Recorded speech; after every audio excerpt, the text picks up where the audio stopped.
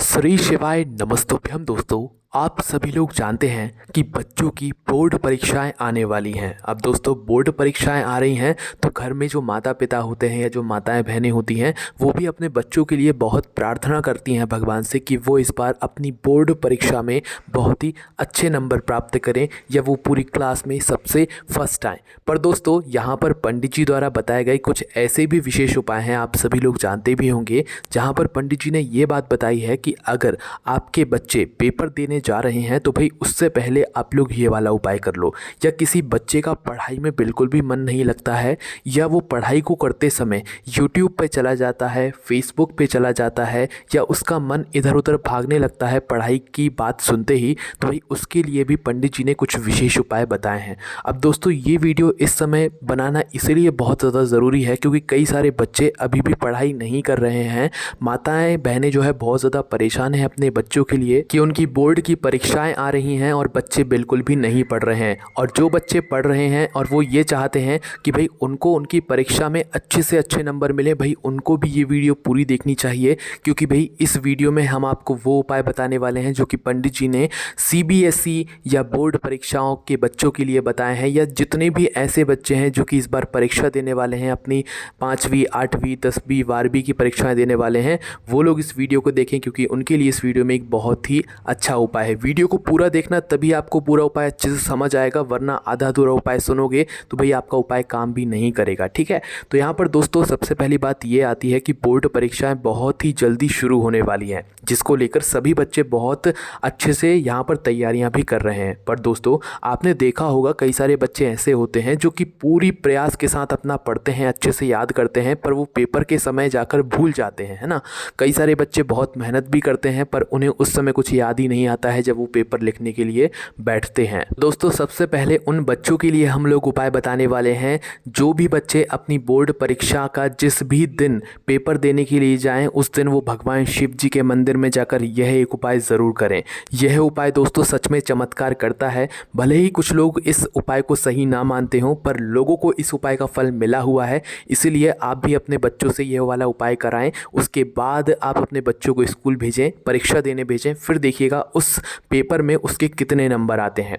तो दोस्तों ये आप लोगों ने सुना होगा पंडित जी ने एक ऐसा उपाय बताया है, एक बेलपत्री और शहद वाला, जिस उपाय को करने से अगर बच्चा पढ़कर भी नहीं जाता है, अगर उसने थोड़ा बहुत भी पढ़ा होता है तो भी वो परीक्षा में पास हो जाता है। पर दोस्तों उसके लिए बच्चों को भी अपनी तरफ से मेहनत करनी पड़ती है। उपाय को करते समय मन में विश्वास होना चाहिए। ठीक है, अब दोस्तों यहाँ पर यह जो उपाय जितने भी होंगे बच्चों के लिए, यह सिर्फ बच्चों को अपने हाथ से करने हैं। अब देखिए बच्चे छोटे भी हो सकते हैं, बच्चों को उपाय समझ भी नहीं आ सकता, तो इसके लिए जो भी घर के बड़े होंगे, माताएं बहनें होंगी, वह इस उपाय को करने में अपने बच्चों की मदद कर सकती हैं। ठीक है, तो सबसे पहला वाला उपाय सभी बच्चों के लिए है जितने भी बच्चे इस बार बोर्ड की परीक्षाएं देने वाले हैं और अपनी परीक्षाओं में अच्छे अंक प्राप्त करना चाहते हैं। ठीक है, तो इसके लिए आप लोगों को क्या करना है वो सबसे पहले सुनो। देखो बोर्ड परीक्षाओं को आने में अभी थोड़ा समय है, ठीक है, बहुत जल्द आने भी वाले हैं, पर उसके पहले आप अपनी परीक्षाओं की पूरी तैयारी कर लें।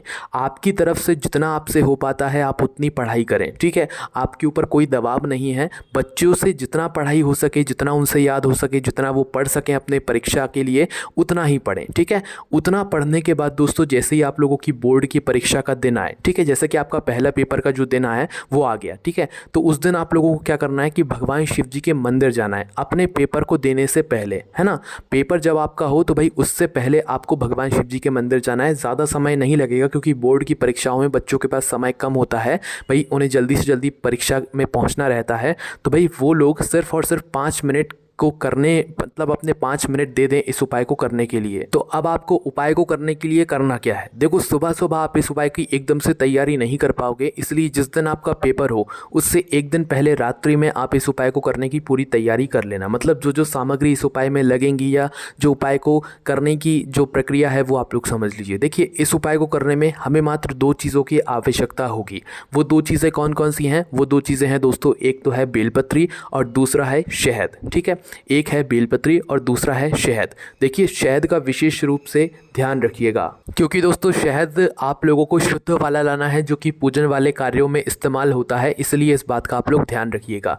तो आप लोग एक बेलपत्री अच्छी वाली और एक शहद, मतलब एक शहद की छोटी सी डिब्बी आती है पूजन वाली, आप वह ले सकते हैं, या आपके पास पूजन वाला शहद अलग से रखा हो तो आप वो भी ले सकते हैं, है ना।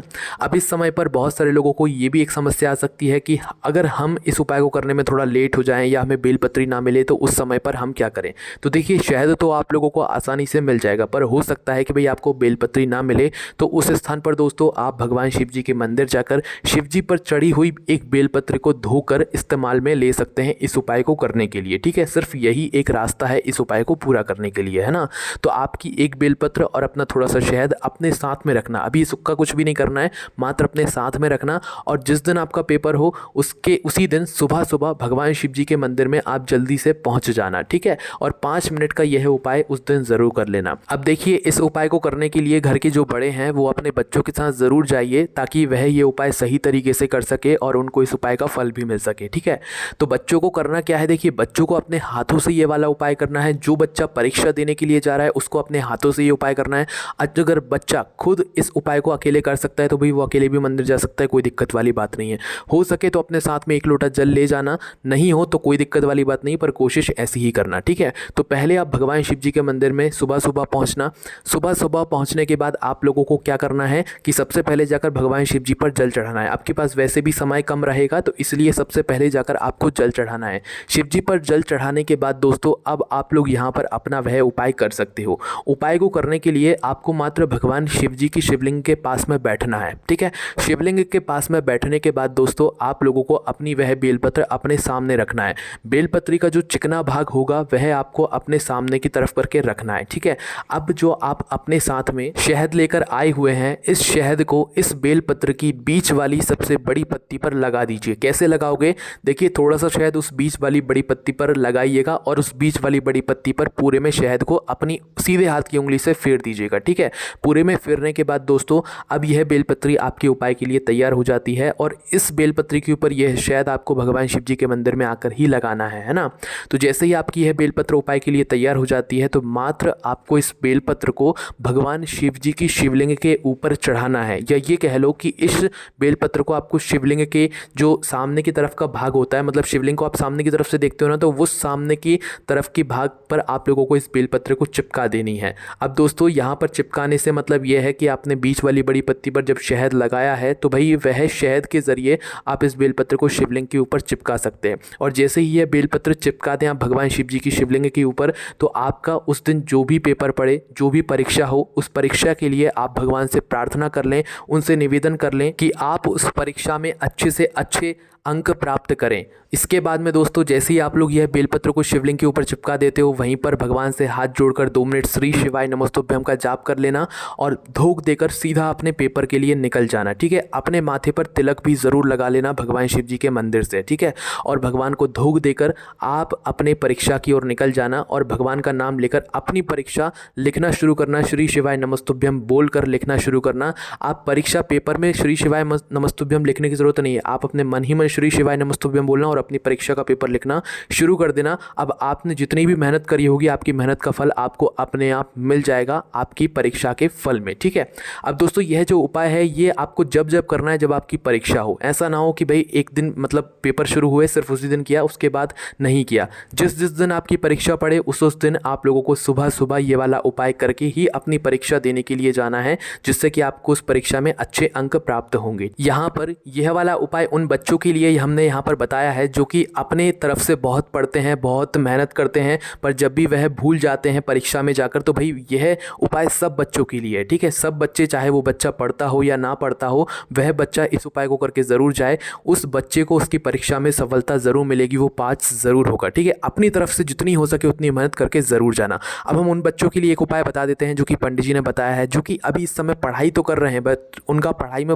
मन नहीं लग रहा है, या वो कहीं पर सोशल मीडिया की तरफ भागने लगते हैं। भाई उन जैसे ही वो किताब उठाते हैं तो उनका पढ़ने में मन ही नहीं लगता है। तो उन बच्चों के लिए माताएं बहनें ये वाला उपाय ज़रूर कर लें उनके बच्चों के लिए कि भाई आप लोग अपने घर से क्या करें, इस उपाय को करने के लिए 1 लोटा जल सबसे पहले भर लें।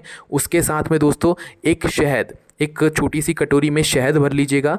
उसके बाद में इस शहद के अंदर एक रुद्राक्ष डाल लीजिएगा। देखिए वैसे तो 9 मुखी रुद्राक्ष की इस उपाय में आवश्यकता होगी, पर आपके पास सीहोर का रुद्राक्ष है तो भैया उस रुद्राक्ष को इस शहद के अंदर डाल लीजिएगा। उसके बाद में दोस्तों अब आपको सुबह सुबह भगवान शिव जी के मंदिर चले जाना है। जब भी आप लोग यह उपाय कर रहे हैं, अभी आप लोग माताएं बहनें इसी समय यह उपाय कर लें जब आप यह वीडियो देख रहे हो, मतलब किसी भी दिन सुबह सुबह कर लें, पर परीक्षाओं से पहले कर लें, ठीक है, क्योंकि बच्चा पढ़ेगा तभी तो परीक्षा देगा ना।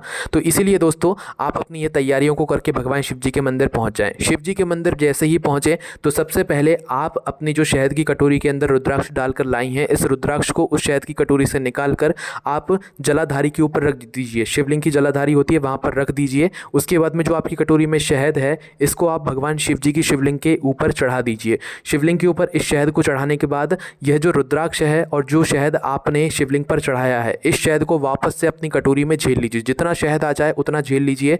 बाकी जो आपने रुद्राक्ष जलाधारी पर रखा है इसको वापस से उठा लीजिए, ठीक है। ये दोनों चीज़ें आप अलग रख लीजिए। इसके बाद में अब आप जो 1 लोटा जल लेकर गए हैं या भगवान शिव जी की पूजन अर्चना के लिए दूध, दही, घी, शक्कर, शहद जो भी चीज़ें लेकर गए हैं, उन सारी चीज़ों से अब आप अपनी पूजन अर्चना कर लीजिए।